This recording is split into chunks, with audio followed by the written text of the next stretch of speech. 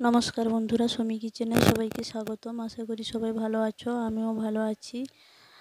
আমার ভিডিওটা পুরো দেখার জন্য অনুরোধ করব। আর ভিডিওটা ভালো লেগে থাকলে লাইক কমেন্ট শেয়ার করবে। আজ আমি সুজি দিয়ে খুব সুন্দর একটা মিষ্টির রেসিপি বানিয়ে দেখাচ্ছি। এইরকমভাবে তোমরা বাড়িতে বানাতে পারবে খুব কম উপকরণ দিয়ে। আর মিষ্টিটা দেখেই বুঝতে পারছো কত সুন্দর হয়েছে দেখতে, খেতেও খুব সুন্দর লাগবে। তো পুরোটা রেসিপি তোমরা দেখো, আশা করি তোমরাও খুব সুন্দরভাবে বানাতে পারবে।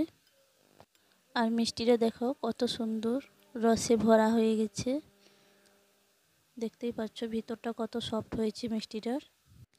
মিষ্টির রেসিপি বানানোর জন্য আমি একটা কড়াই বসিয়ে দিয়েছি। কড়াইয়ে 1 চামচ পরিমাণ ঘি নিয়ে নিচ্ছি আর 1 বাটি সুজিটাকে ভালো করে ভেজে নেব। সুজিটাকে 5 থেকে 6 মিনিট আমি ভেজে নেব, একটু লাল করে ভেজে নিতে হবে। আর বন্ধুরা, আমার পরিবারে কেউ যদি নতুন সদস্য হয়ে থাকো তাহলে চ্যানেলটা সাবস্ক্রাইব করে দেবে, পাশে থাকবে, আমাকে এইভাবে সাপোর্ট করে যাবে।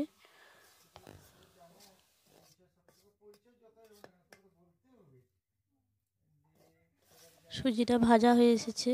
এখন আমি 2 বাটি পরিমাণ দুধ নিয়েছি। দুধটা দিয়ে সুজিটাকে নেড়ে চেড়ে একটা ডো তৈরি করে নেব। তো এখন সুজিটা নাড়া বন্ধ করা যাবে না।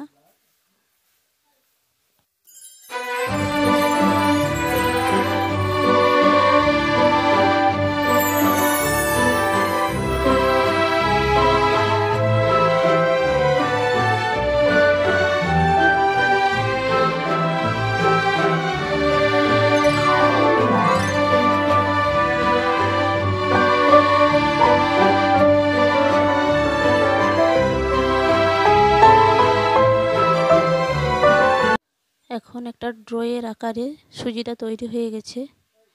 এখন আমি কড়াই থেকে নামিয়ে নেব। আমি একটা প্লেটের মধ্যে নামিয়ে নিচ্ছি।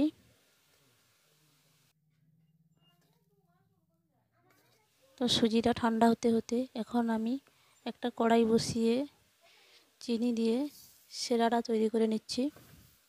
এখানে আমি 1 বাটি চিনি আর 1.5 বাটি জল নিয়ে নিচ্ছি।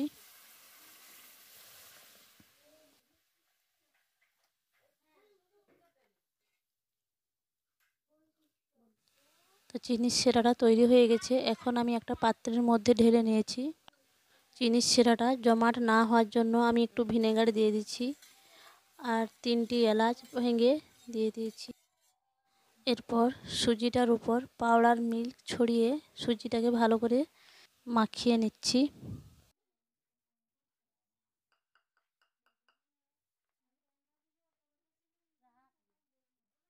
সুজিটা খুব সুন্দরভাবে মাখিয়ে নেওয়ার পরে মিষ্টির আকারে ছোট ছোট করে গোল করে নিচ্ছি। ছোট গোলা নিয়ে 2 হাতের সাহায্যে আমি গোল গোল করে নিচ্ছি।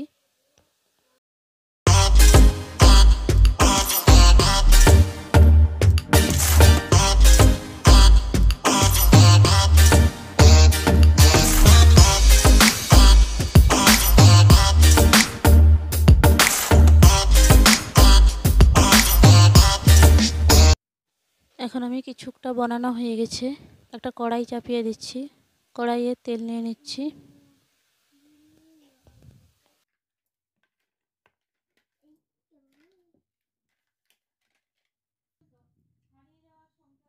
তেলটা হালকা গরম হয়ে এসেছে। এখন আমি একটা একটা করে মিষ্টি ছেড়ে দিচ্ছি। তো বন্ধুরা, তেলটা যেন হালকা গরম থাকে, খুব বেশি গরম করা যাবে না। আর তেলটা বেশি গরম থাকলে মিষ্টির ভিতরগুলো কাঁচা থেকে যাবে। তেলটা যেন হালকা গরম থাকে। 2 থেকে 3 মিনিট পর আমি মিষ্টিগুলোকে উল্টিয়ে নিচ্ছি। দেখুন বন্ধুরা, মিষ্টির পিছন পাশটা হালকা লাল হয়ে এসেছে।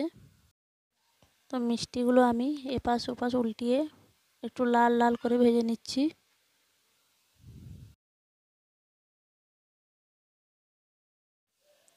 তো দেখতেই পাচ্ছ বন্ধুরা, মিষ্টিগুলো আমার ভাজা হয়ে গেছে। এখন আমি সবগুলো মিষ্টি উঠিয়ে নিচ্ছি। মিষ্টির কালারগুলো দেখে কত সুন্দর লাগছে দেখো। এখন আমি চিনির যে সেরাটা তৈরি করে রেখেছিলাম ওই সেরাতে দিয়ে দিচ্ছি। তো এইরকমভাবে আমি সবগুলো মিষ্টি ভেজে নিচ্ছি।